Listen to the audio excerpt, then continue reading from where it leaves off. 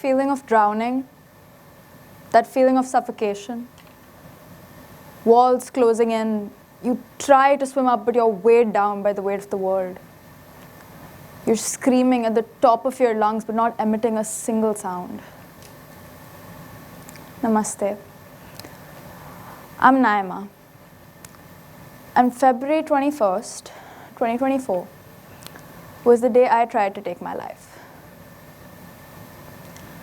I think I've had a good life. I have great parents. I've got a good education. I've traveled, good house. So why would I do that? Why would I try to hurt myself when I have some of the things that people would dream of? Honestly, sometimes there is no why. There is no easy answer to any of those questions. Everyone's life is different. Everyone is struggling with something. And for me, I've struggled with my mental health for a very, very long time, and I'm one amongst the millions of people dealing with it. Now, what comes to your mind when you hear the term mental health? Is it anxiety, depression, maybe stress? What about the term self-harm? Is it cutting, burning, or just hurting yourself physically? Now, while those are not the entirety of either of those terms. Self-harm is mental, it's verbal. It could be pulling on that loose thread of your t-shirt. It could be overeating, undereating, or just not eating at all. According to a lot of people in the world, self-harm is something done for no reason or for attention, right? The truth is, self-harm is not something done without reason, because it stems from a spectrum of emotions like anxiety, pain, fear, rage, and it can drive us to places we'd never expect. No two people's reason for self-harm is the same. But one thing, however, that connects every person that self-harms is that undeniable, nagging feeling of pain. That pain that can even at times kill a person. I don't just mean physically, but mentally as well. When you're in a place of pain, people will tell you that you're not alone, that they understand how you feel. But the truth is, the only person out there who truly understands how you feel is you. And only you have the power and ability to act on it. Now, I know it might sound impossible, but it isn't. Because there are going to be moments in your life that truly change you. And that will make you see that you can get through the pain. It'll not come easy and it'll not come quickly, but it will come. That pain, it might never go, but one day you're just going to be strong enough to face it and deal with it. One of the things that helped me kind of get through my pain was talking to the people who were close to me, people I trusted. Because at the end of the day, surrounding yourself with people who make you feel comfortable and people who you love is absolutely worth it. Our whole lives, we've been taught that selfishness is said to be a crutch, but in one aspect of life, by all means, be selfish, is when choosing who you surround yourself with. Make sure that these are the people who make you feel appreciated, loved, and most of all, not alone. Now, finding these people, it's not easy. There are people in your life who are going to pretend to be your friends, pretend to be by your side, and you know what? For a matter of time, maybe they even are. But a real friend will not leave you when you are at your lowest. A real friend will not leave you when you've made a mistake that you're trying to make better on. Of course, people are allowed to feel frustrated. They're allowed to get angry. They're allowed to get upset. But when someone is real in your life, they're going to stick by you. Quality over quantity is something I learned very late. The quality of people you surround yourself with is always going to matter more than the quantity. I'm 16, and I have lost a lot of friends in one day because I made a mistake. And that's okay. Because the people who stuck by me, the people who knew me, stayed by my side, are the people I knew that were real. These are the people who made me laugh, who distracted me, who made me happy, and most of all comforted me and didn't leave me. Now, one of the words I mentioned just right now was distractions. What are distractions? It's diverting your mind. It's good, but it's only good as long as you are not entirely avoiding the problem. Distract yourself till you feel like you are ready to take on the problem, because honestly, diverting your mind never got anyone anywhere. Identifying what you feel is not easy. And recovery from self-harm is a very tough bridge to cross.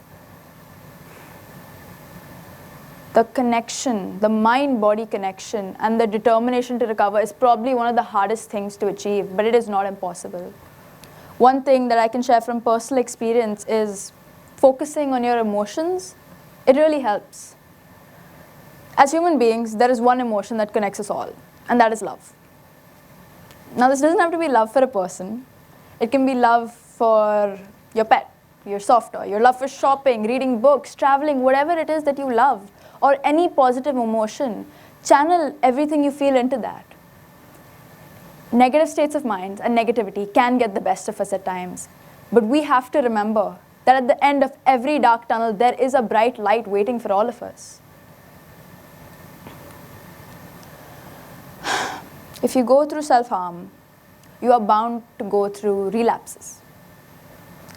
These are extremely unfortunate occurrences because you think you're doing okay, you think you're doing fine, everything is okay, and then out of nowhere, something will trigger you and you are back in that dark place that you used to be. Forgive yourself. That's the only thing you can do. Forgive yourself because this is the first time you're living life. You haven't been here before. Forgive yourself the same way you would forgive someone who accidentally bumps into you because they did not mean for it to happen and neither did you.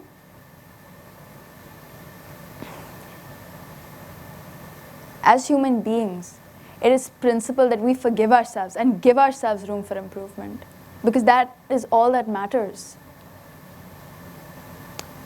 Now, how can I stand here and talk about all this, recovery from self-harm, relapses, distractions, without telling you all how I came to realize all this? The start of February was a very hard month for me. I lost someone I considered my everything and someone I gave my everything to.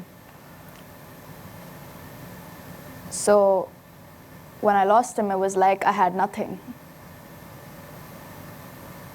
It was very hard for me to come to terms with the fact that I lost somebody I really loved.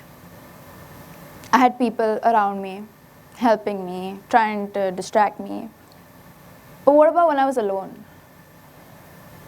What about when I was alone with my thoughts that were eating me and killing me and destroying me, and nobody was doing this to me but me? The short time of February made me realize that some of the people who were there for me weren't real, like I said, because a real friend does not leave you when you are at your lowest and you make a mistake. This short time of February gave me more sadness, more anger, more frustration, more tears, more loneliness, and more experience than I have ever had. This short time changed me so much that even words cannot describe it. And getting through that pain was by far one of the hardest things that I've ever done. And honestly, I'm still getting through it. I'm still on my journey to recovery.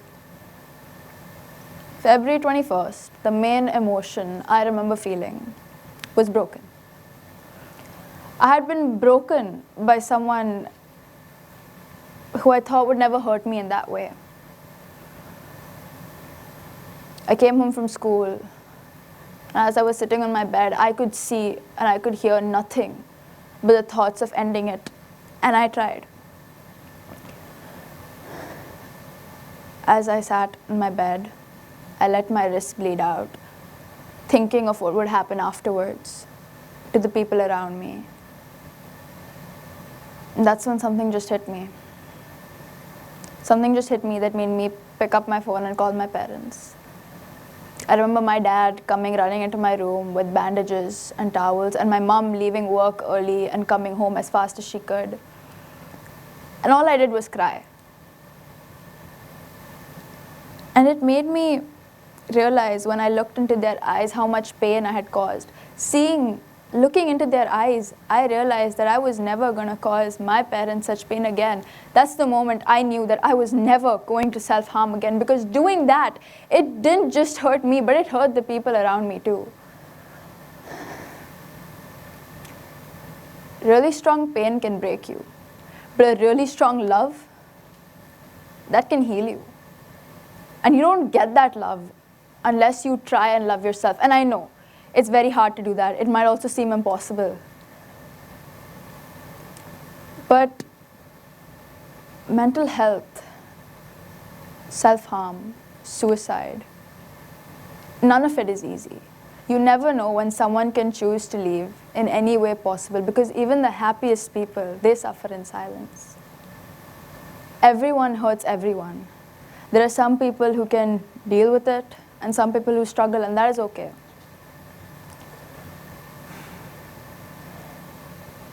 We feel like we need to ask for help, but we find ourselves so overwhelmed with the situation that we are in. We are overwhelmed by our emotions, and we feel like we just need help, but it is not easy asking for help, especially when it's related to any mental illness or disorder. If you're like me and are scared for asking for help in class, then asking for mental health, it was absolutely terrifying for me. But asking for help is probably one of the most courageous things you can do. And if you do that, then you already have my respect.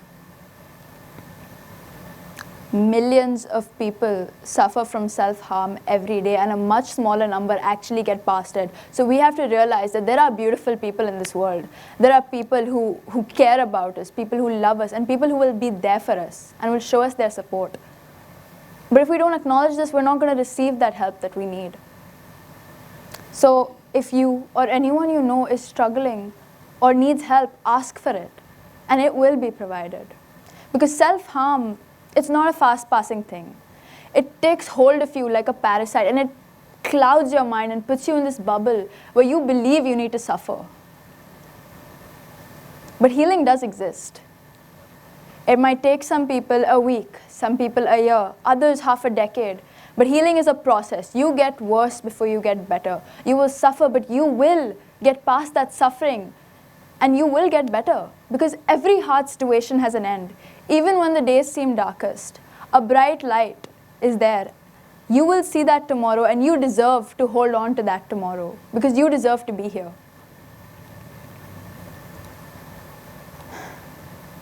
I'm sure that everyone in this room has overcome something they've struggled with.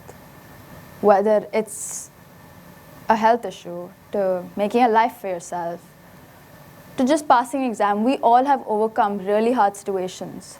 So don't stop trying, even when it seems like the end. Don't stop trying, because life will break you. It'll surprise you, but it will also build you.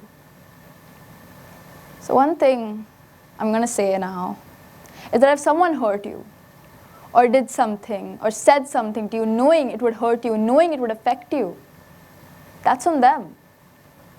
If you believe in karma, then they will get their karma. And if you don't, then they will get what they deserve, which is kind of karma again. But you should forgive them. You should forgive them. You should forgive yourself. Because in the end, we all try for forgiveness. Thank you.